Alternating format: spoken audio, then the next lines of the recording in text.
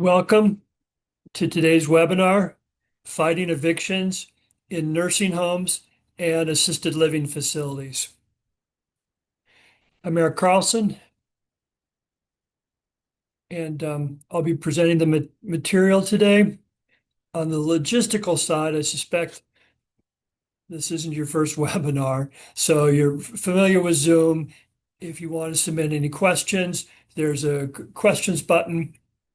So hit that, write your question, and to the extent we have time, we'll address some of them at the end. And then you can, in the resource library at Justice and Aging, you can access this webinar subsequently along with other webinars that we've done in the past. Justice and Aging is a national organization that uses the power of law to fight senior poverty. And historically, we've always focused on defending populations that have historically been out of power and have needed additional assistance. You can join our network by going to justiceandaging.org and clicking on the sign up button, or send an email to info@justiceandaging.org. So with that, let's move into the content of today's webinar. I want to talk a little bit about language used and attitudes. If you look at the nursing facility law or the assisted living law, there's a lot of references to transfer or discharge.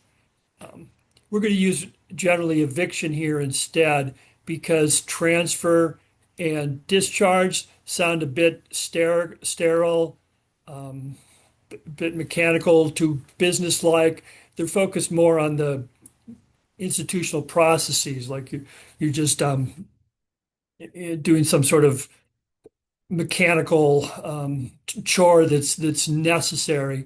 But the most important thing from our perspective is that we're talking about a human being, right? It's somebody who's has been living in the facility but is being forced out. So you don't want the language to obscure what's really going on here, which is why I generally talk about evictions. When we talk about apartment tenants, we talk about evictions because there are people being pushed out. And the same thing is true in long-term care facilities, which necessitates using the same language.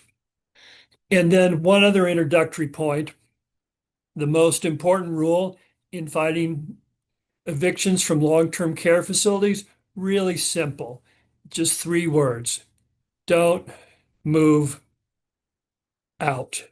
And your response could easily be, wow, how sophisticated is that? I didn't need to go to law school to figure that out. The reason it's important, though, is that the vast majority of residents, to the extent that they lose, don't lose because they appeal and go to a hearing or go to a trial and have a judgment go against them. They lose right up front because they get a notice and they panic and they worry, they obsess about it, and then they leave. And because they don't want to deal with it. And I'm not casting aspersions on anyone. I understand it's easier for me sitting in an office to say this than it would be if I were living in a long-term care facility. But if I were giving advice to myself living in a long-term care facility, I would give this advice: don't move out. That if you get a notice, as we'll discuss, folks generally have defenses, often have defenses, oftentimes win. Um, and long-term care facilities are, I think, too accustomed to giving notices and having people immediately capitulate. If residents stay and then win, they do okay. And the nursing facility gets the message, or the assisted living facility gets the message that these folks will stand up for themselves, and they generally do better in the facility subsequently than they did before getting the eviction notice. With that, let's move on to the specific facility type. We're going to discuss nursing facility evictions first, and then move on to assisted living. It's a bit easier on a national webinar like this to talk about nursing facilities because the law is consistent across the country.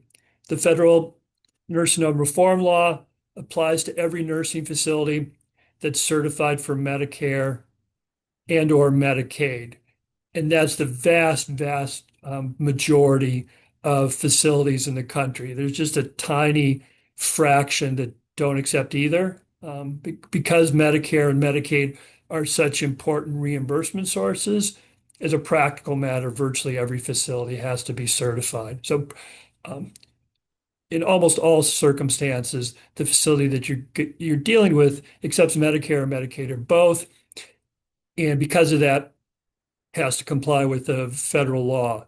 And then within the facility, the nursing home law applies regardless of the resident's payment source. So for the individual resident, it doesn't matter if that resident's care is being funded through Medicare, through Medicaid, just paying out of pocket, through a third-party long-term care insurance policy, whatever it is. As long as they're in a certified facility, the law covers every single resident of that facility, regardless of how the resident's bill is being paid.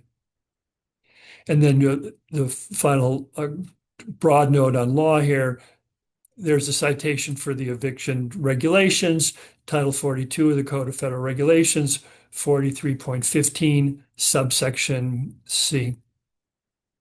Under those regulations, there are only 6 allowable reasons for eviction. The first 2 relate to the resident's care needs. Number 1, the resident needs a higher level of care. So eviction is transferred, in this case, transfer to a different facility is necessary, a level of care above nursing facility care.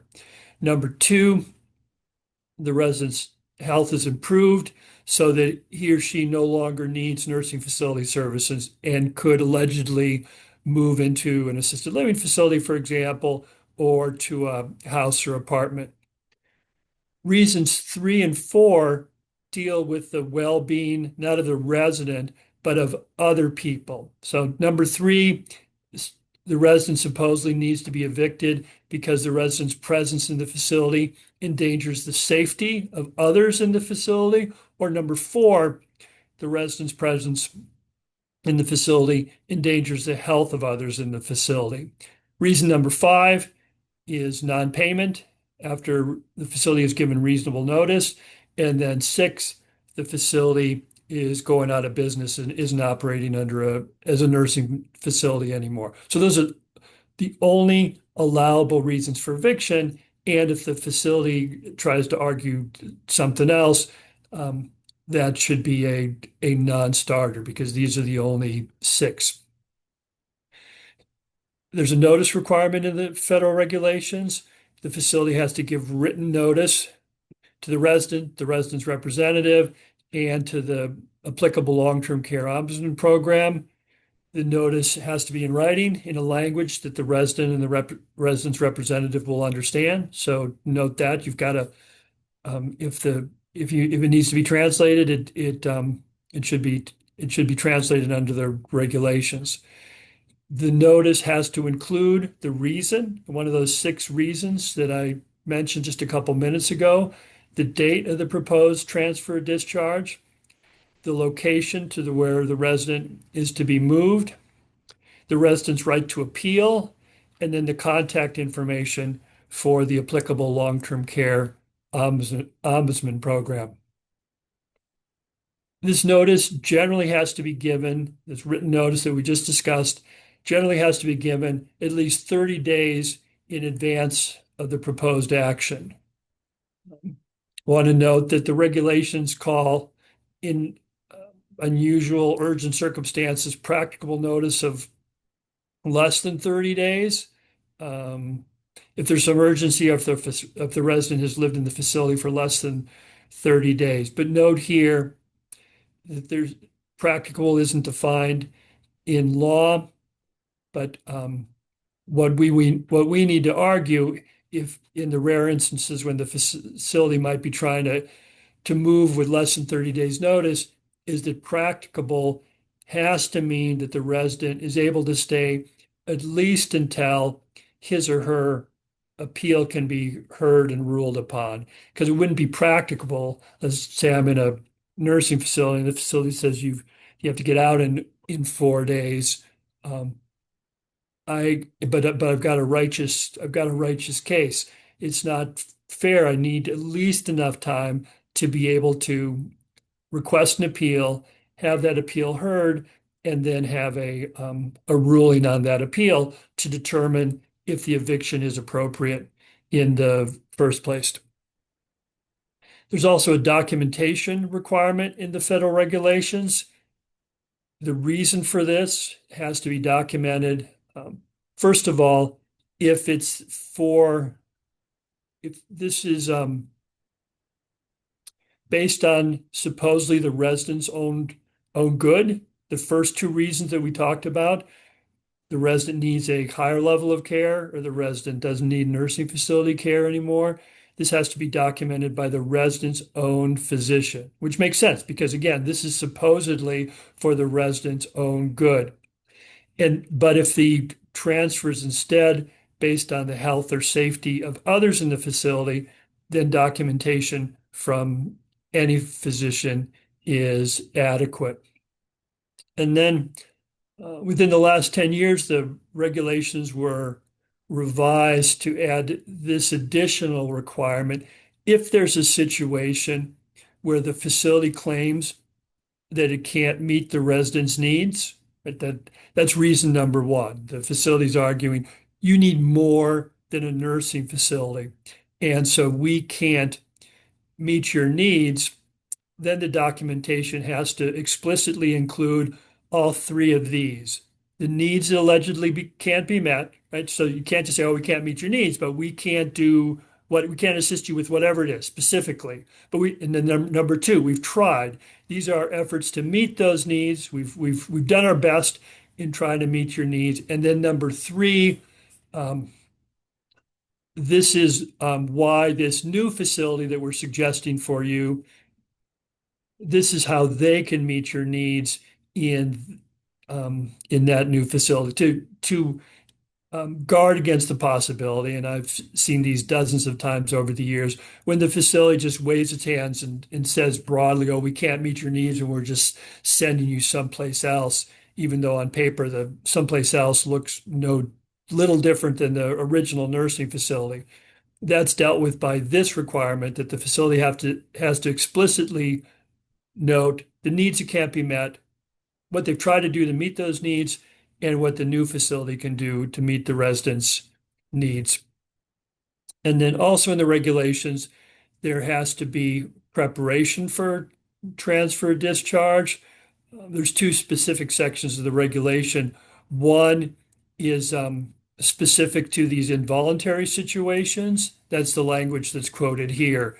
The facility has to provide and document, quote, sufficient preparation and orientation to ensure safe and orderly transfer or discharge. And then secondly, all residents should have a discharge plan as part of their care plan. So between those two regulations, there's a clear requirement that the facility can't just say, well, we're putting you out and it's your problem as to where you go and what happens. There needs to be the specific design and documentation of adequate preparation.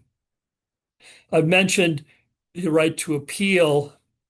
Here are some of the specifics on those appeal hearings under the federal regulations. Here there's some variation depending on what state you're in, but the broad parameters are the same. We're talking about administrative hearings here. We're not talking about state court processes. So there's going to be a hearing officer. There's less formality certainly than you would have in a formal courtroom. My sense is that these are generally held at the nursing facilities. relatively informal, as I said, but you still, as a party, have the right to introduce evidence and cross-examine adverse witnesses. One suggestion about the psychology of this, that when was doing direct service work, and I think this is representative of how it generally plays out, the resident was generally vastly outnumbered. Usually these are situations when the facility was trying to criticize the resident's behavior or make or characterize the resident's care needs. So it might be the advocate, me in that case, and the resident or resident's family member, and across the table from you, you'd have the administrator and the director of nurses and a few nurse aides and maybe someone else who worked in a nursing facility. And they were generally all prepared to criticize the resident, say bad things about what the resident, how the resident had misbehaved or caused a disturbance or whatnot. So my suggestion would be that that's a difficult position for the resident or the resident's family member to be in. So it's really important for the representative, whether it be a lawyer or a paralegal or someone from the ombudsman program or a family member who whatever it is, to really push back and as much as possible try to turn the tables so it's not so the hearing just doesn't become a criticism session directed against the resident, but more an explanation by the advocate or other person is why the nursing facility is wrong, and in many cases, why the nursing facility has made a mistake, why instead of evicting, it should have instead done care planning and provided um, more careful assistance so that the residents' needs could be met in the facility or that the problems wouldn't be as significant. Go back to the point about don't move out because that implicitly suggested the possibility of retaliation or if not retaliation, just general fear by residents and residents' family members. Um, the response will be, well, if these people don't want me, maybe I shouldn't be here. Um, they're going to retaliate against me in some way. I don't want to I don't want to get into a dispute with the facility. And as I suggested earlier in the don't move out discussion, first of all, again, it's easier for the advocate or lawyer to say this than the resident, but I think residents are well advised to hang in there. The disputes oftentimes not with the staff, is with the management. So it's not like the nurse aide, for example, necessarily has a particular dispute with the resident. There is no guarantee whatsoever that the resident's going to do better if they move to some other place. Again, sometimes it seems like the path of least resistance is to just go ahead and go, but there is no guarantee, particularly in a situation like this when you're just being sent someplace on short notice.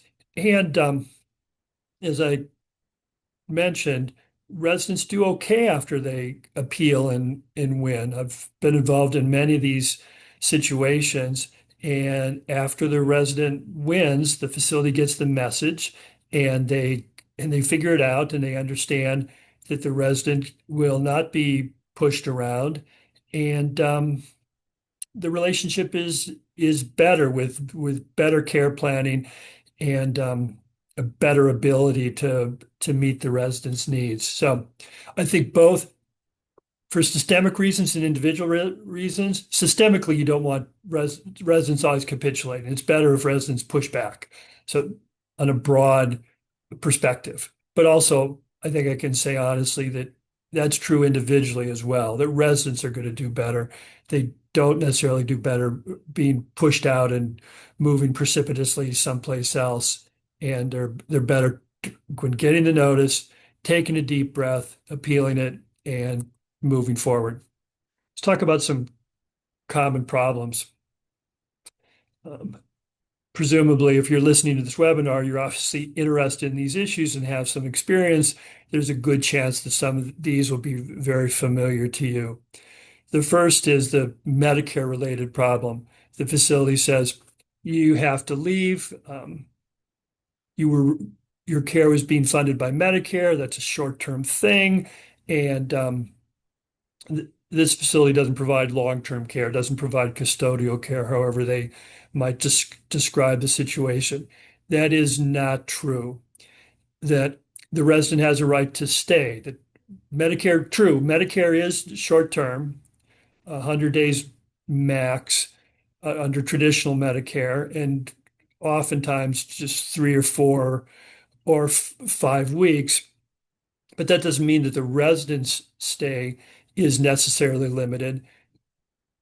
You shouldn't have eviction based on change of form of payment. And if and when Medicare reimbursement ends, the resident has a right to stay under Medicaid or private payment. The facility has two sets of notice requirements. There's the Medicare notice requirements, and then there's the eviction notice requirements that we've discussed. So the facility has to comply with both of those. Just following the Medicare requirements is insufficient, and it is improper facilities to, you see this, but it is improper facilities to try to set themselves up as Medicare specific. Their financial incentives, because Medicare pays highest, is generally the highest reimbursement rate. Facilities have a financial incentive to just keep bringing in Medicare people, cycling through them every 4 or 5 weeks and going forward on that basis. That may be financially advantageous to the provider, but it's completely unfair to the residents when they get their Medicare reimbursement extracted and then discarded. So completely inappropriate. In those situations, the resident has to be prepared to just to stay put. And if the resident needs continued nursing facility care, the form of payment can be switched from Medicare to paying out of pocket or Medicaid. And the only one note that I should make, in the states where there's distinct part Medicaid certification, could be a little bit complicated. But other than that, if you're in a facility where every single room is Medicaid certified, there shouldn't be any trouble whatsoever in switching from Medicare reimbursement to Medicaid reimbursement. You'll see oftentimes various allegations by facilities that the resident has essentially misbehaved, that has been disruptive, has broken the rules, exhibited behaviors, or then and this oftentimes is packaged as needing a higher level of care. This is almost, again, in my experience, not a viable situation for eviction. And first of all, if the facility sets this up as being just disruptive or breaking rules or having behaviors, that's not one of the 6 reasons. So the resident should win right off the bat because they haven't even articulated one of the 6 reasons. But even if they do articulate the resident needs a higher level of care reason, that is generally not true.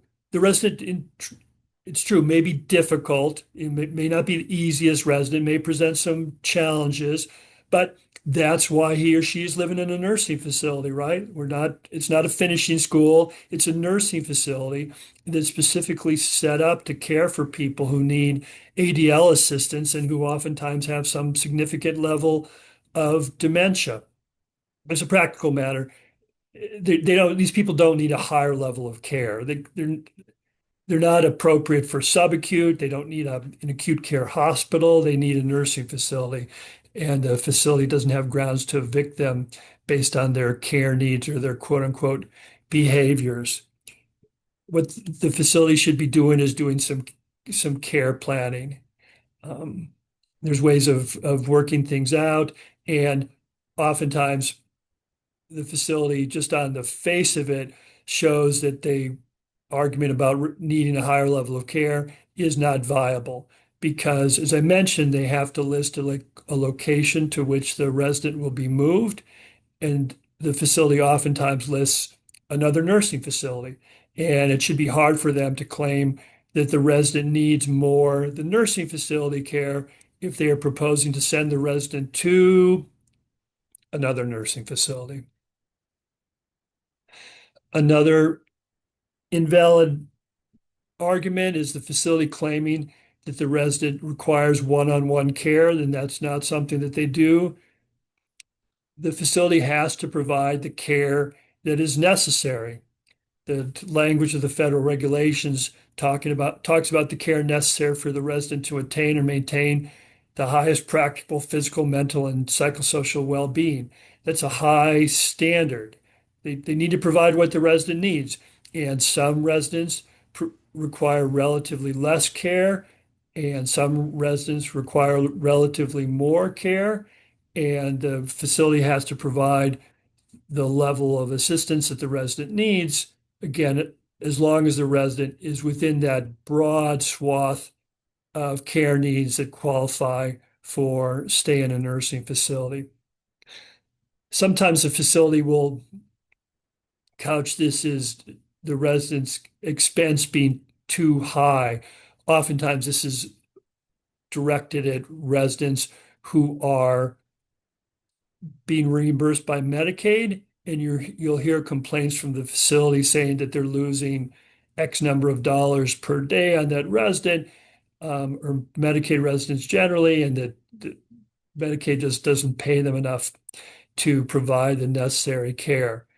That is improper on its face based on the nursing facility regulations.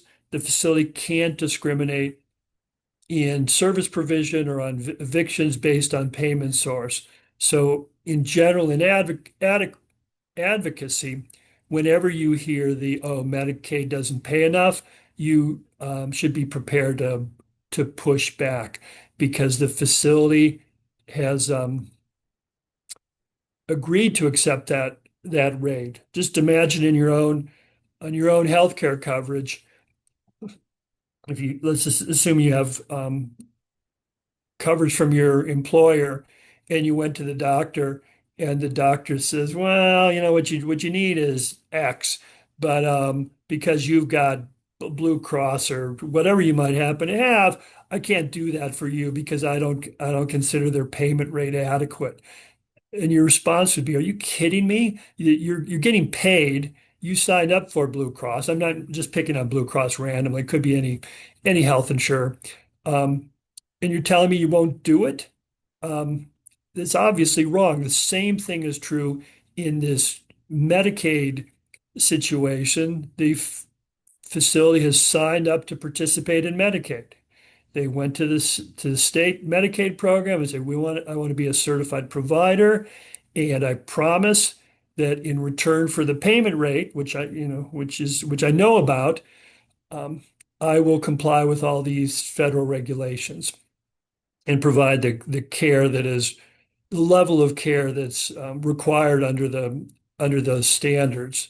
So it is completely inappropriate for the facility to go to the state to sign up for that reimbursement rate, to take the money and then turn around and tell the individual, yeah, I'm taking the money, but I don't think it's enough. So I'm not going to do this, that, or the other thing. So whenever you hear the Medicaid is not enough, you want to push back really strongly. Sometimes you have situations where there's Medicaid pending. Person's in the nursing facility, the application is pending. The facility may try to evict because they're not getting paid at that point. They are not allowed to evict under those circumstances. It's explicit in the regulations. As long as the paperwork has been submitted, then the facility has to wait for the conclusion of the application process and can't evict while the application is pending. Move on to affirmative defenses. these can be described relatively easily and quickly. Remember those affirmative obligations that the facility had about notice and discharge planning and other documentation. So, these defenses would be saying that the facility didn't do what they were supposed to, right? So, all those things that the facility had to do on notice about listing the date 30 days in advance, listing the appeal rights. If they failed to do it, that's a violation and arguably a defense. Hearing officers, some will rule in the resident's behavior for these, let's just say, quote unquote, technical, technical violations.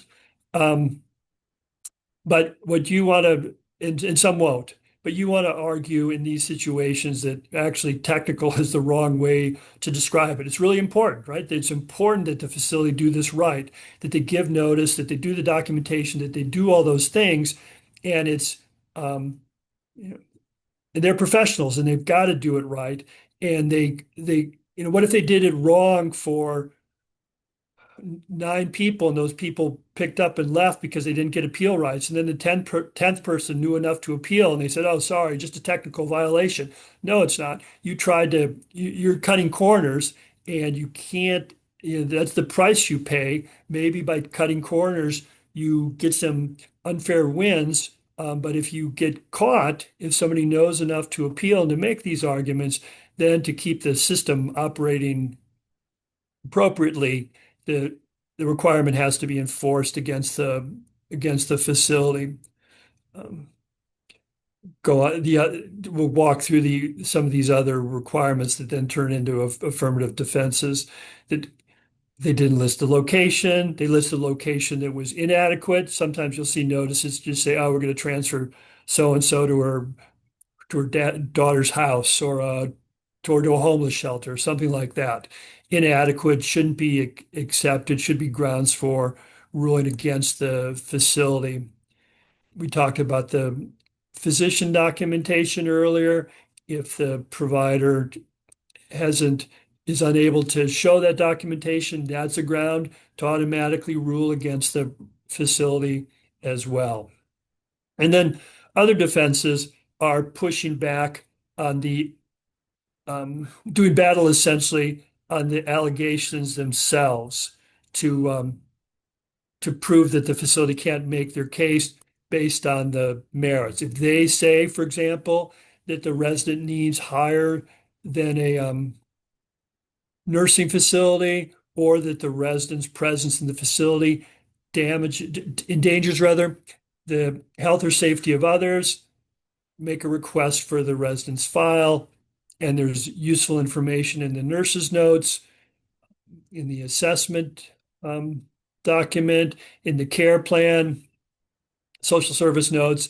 And a lot of times you'll look for those things to see that either not much happened, right? So maybe they're arguing that there was the resident is really a danger, and you look in the nurse's notes, and there's just not that much. There's not that much there. Or if there is something there, you can also look at the care plan and say, what did the facility do? They've got an obligation, if there's a problem, to do some care planning and try to address the problem. If they didn't do that, those are grounds to rule against the facility in the eviction as well.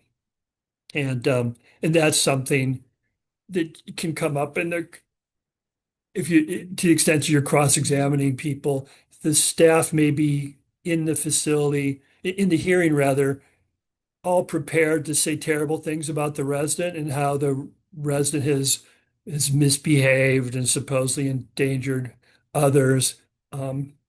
You can turn the tables to a certain extent by showing that there's things that the facility didn't do. They didn't do the care planning, right? They didn't do the discharge planning that we talked about earlier, um, and or they're proposing to send the resident to nursing facility B that, on paper is just no different than nursing facility A.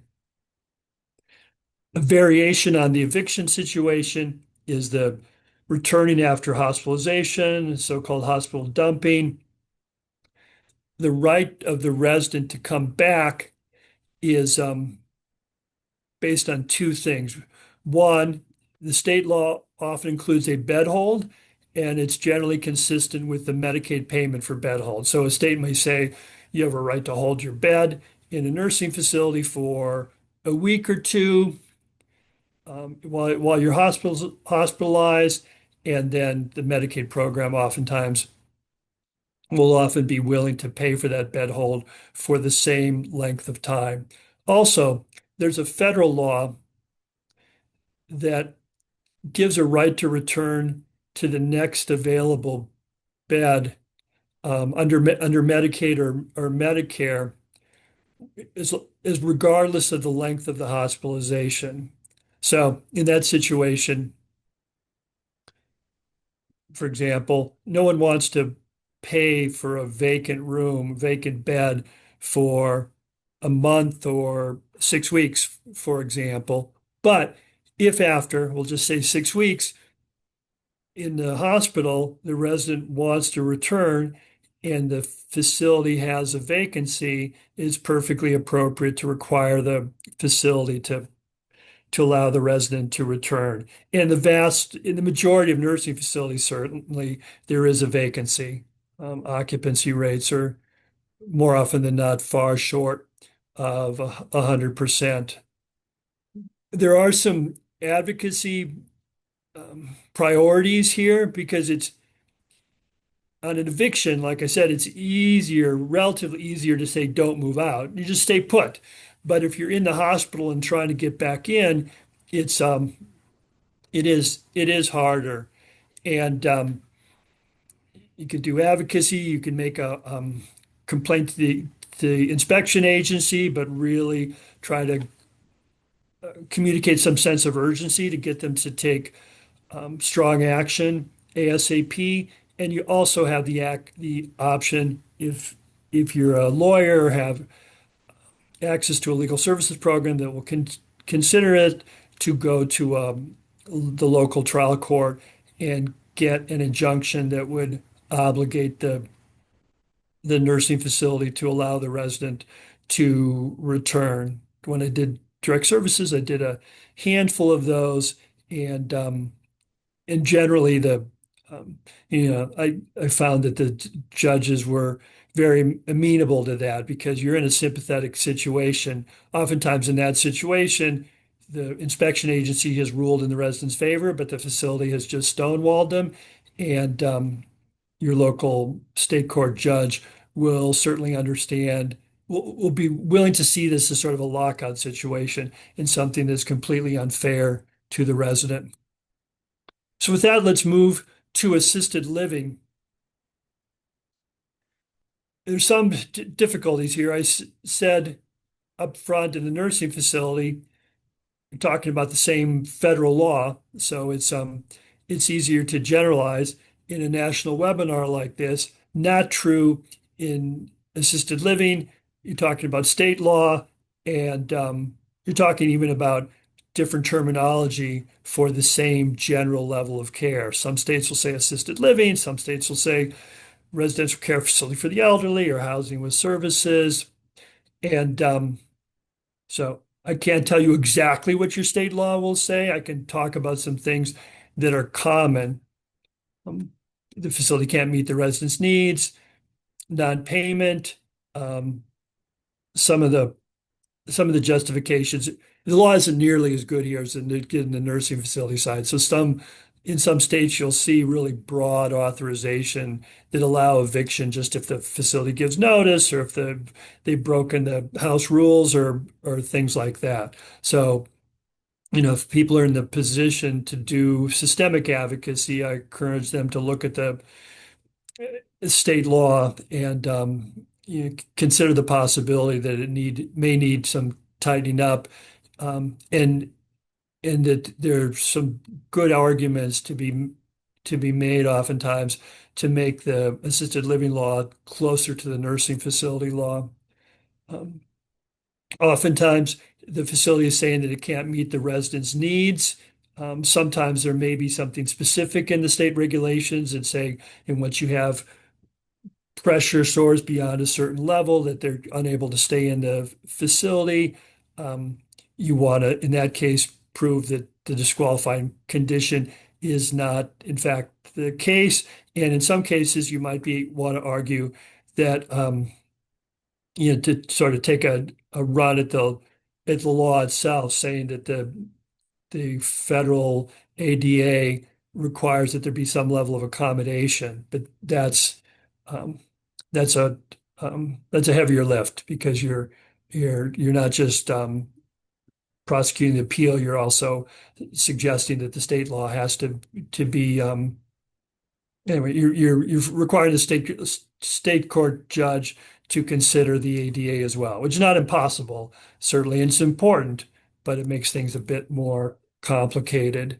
Um, you also um, see some situations where there's not a categorical there's not a categorical there's not a failure to there's not a categorical disqualification.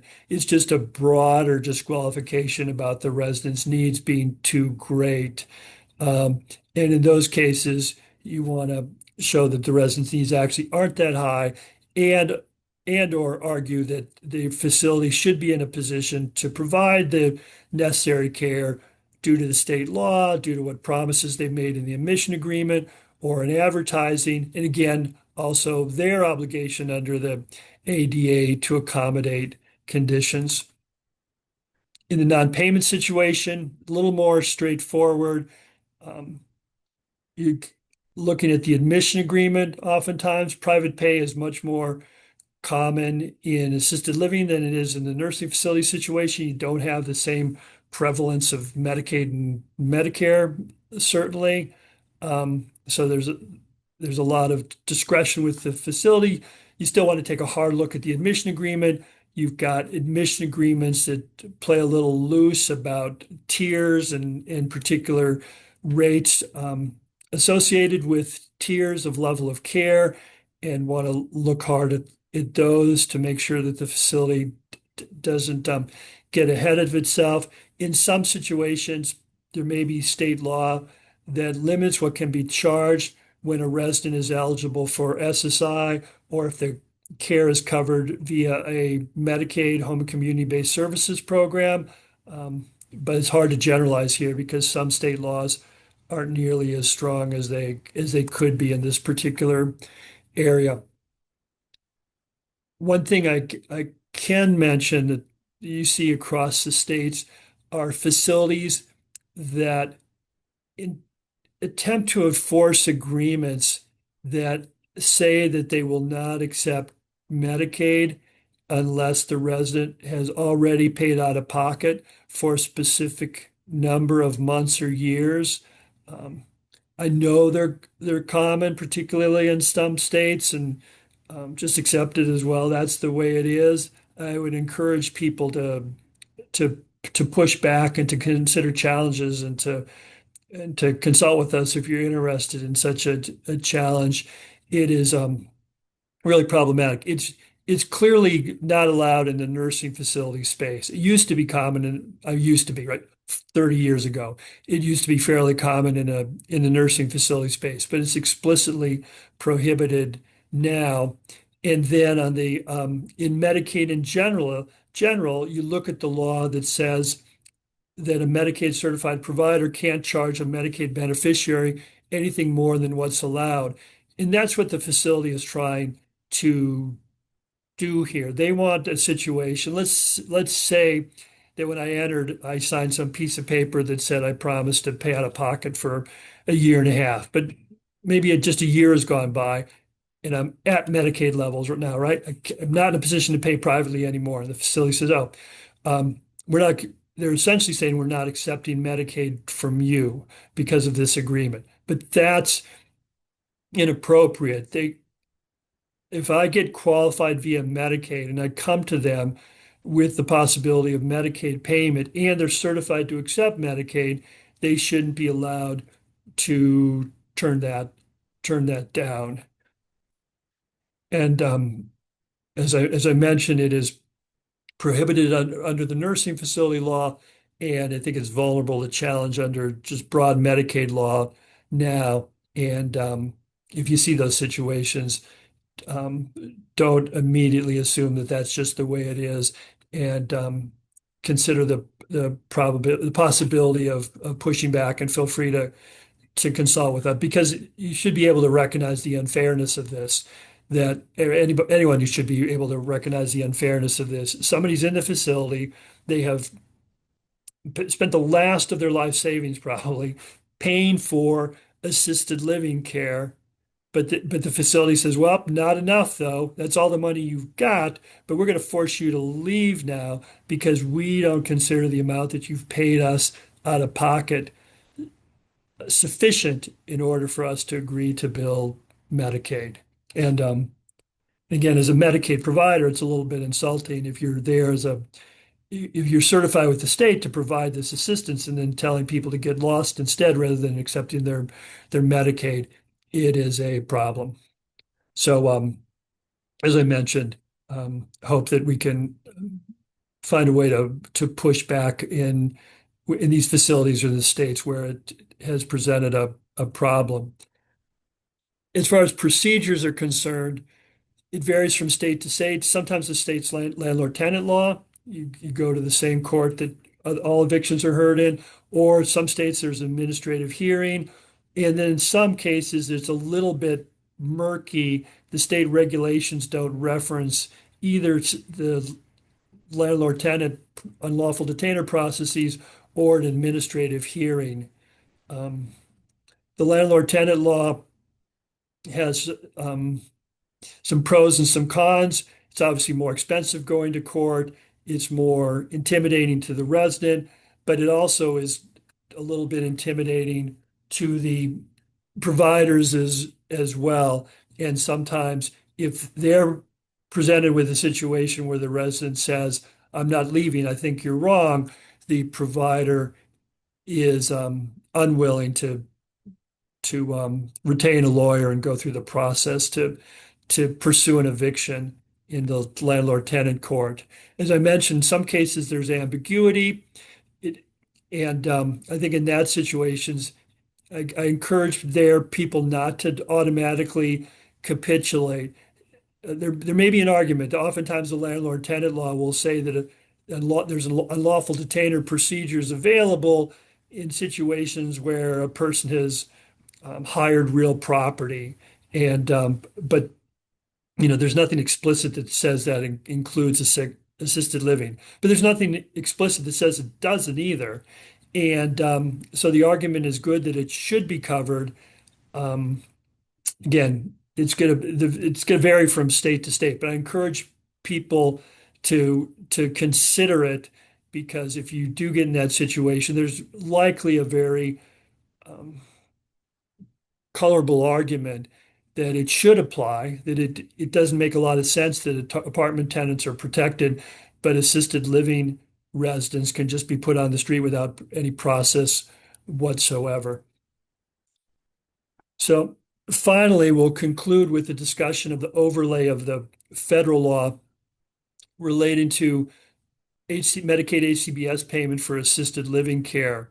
Since 2023, there has been the effective application of the HCBS settings rule, which establishes minimum standards for those residential settings that accept the HCBS reimbursement to make sure that those settings are non-institutional, that home and community-based services are supposed to be an alternative to nursing facilities, a non-institutional alternative. And so the settings rule is set up to ensure that that's actually true, that that residents have rights and that the settings in which they live are non-institutional, even in those situations when home community-based services are provided, not just in the person's home or apartment, for example, but in a communal residential setting like a group home or an assisted living facility. The HCBS regulations refer to these facilities as, quote, provider owned or controlled residential settings, right? So the provider of services, um, also owns the building. It's not just that the HCBS provider is coming into your home and providing personal care assistance, but you're essentially moving into their home, their facility, and they are collecting rent and also providing the personal care service. It could be assisted living, could be group homes and other facilities for older folks or persons with disabilities. The settings rule says, before again, evictions, just make this um, broader point, that the living unit is a specific physical place rented under a legally enforcement agreement. So if you're in an assisted living facility that gets it's certified for Medicaid home community-based services, you're renting that space, and the facility shouldn't be able to say, "Oh, we decided, Mr. Carlson, to move you from room number 4 to room number 8 for whatever reason." No, that because it should be a non-institutional setting. When I move in there, I have rented a space. I have rented room number 4 just the same way that I would rent apartment number 201 in some apartment building, and I have the right to remain in that unit. As far as evictions are concerned in these HCBS reimbursed settings, the resident has a right to the same responsibilities and protections from eviction that tenants have. So either you're protected by the landlord-tenant law, you under unlawful detainer procedures, you get the hearing right, or that there has to be a written agreement that give you comparable protections. That's this paragraph at the bottom that address eviction processes and appeals comparable to those provided under the jurisdiction's landlord-tenant law. So there's ways that the state can comply, either landlord-tenant law, right? The law applies it, the law covers by its terms, oftentimes combined with regulations that limit the evictions from assisted living. So maybe the regulations will say you can only be forced to leave if you need a higher level of care or you're in danger to safety or whatever it is. And then those particular requirements would be implemented within the landlord-tenant unlawful detainer trial process. Or that's one way. The other would be to have written agreements that establish comparable protections. There's one other possibility. The state could have an administrative appeal process, similar to the nursing facility process, where these disputes would be handled by an administrative law judge. It doesn't technically comply with what we just discussed because it's not landlord-tenant law or it's not landlord-tenant equivalent established through a written agreement, but a lot of states may do it regardless because it seems to um, establish adequate protections. Um, and there certainly are states that have done that, and that's been accepted by CMS regardless. Even though, like I said, it's not, when you look at the language, it isn't technically in compliance. Um, so if you get in one of these situations, depending on the state you're in, you should follow one of these processes, either the landlord-tenant look-alike through a written agreement, or the administrative appeal. And if there aren't such procedures, then you want to be prepared to be a little to also stay put and demand adequate protections and consider the most important thing here again is don't move out and maybe put the burden on the provider to figure out what's going on, but also potentially to there's we wrote a issue brief on this last year that considered some of the options, the links here at the end of the program. So there are various permutations, but I encourage people to take it seriously. There has been a real problem across the country with non-compliance. You see states where there are no procedures. Just what I said about there has to be a protection. Um, there isn't a protection, or the protection isn't adequate. The last I looked in Nevada, there's no appeal processes whatsoever. And in Washington earlier this year, a lawsuit was filed against the state by the Long-Term Care Ombudsman Program and by an individual consumer arguing that residents of assisted living facilities did not get the equivalent protections that are available to tenants in the state's landlord-tenant processes. So again, really important, difficult to generalize on this national webinar because there's so much variation from state to state, but we'd be very interested in assisting if you see some problems in this area. And here's the references that I just mentioned. Um, we got a couple minutes to handle some questions. I'll just say, just to wrap up, really appreciate where we've had a really good attendance today. So appreciate folks' interest in this topic. It doesn't get, from where I sit, it doesn't get enough attention. And residents are in such a vulnerable position. So hats off to you and your programs for doing this work. And if we can be any assistance to you at any point, please let us know. So my colleague Galila has been looking over the questions, and maybe we can handle a couple before we run out of time. Yeah, thanks, Eric. That was really helpful. There was a couple questions about Medicaid distinct parts, certification with facilities. One was if a facility can require the resident to pay privately when their Medicare ends if there's no Medicaid bed available. Yeah, so distinct parts are not good. That in a limited number of states, the facilities rather have the ability to limit their Medicaid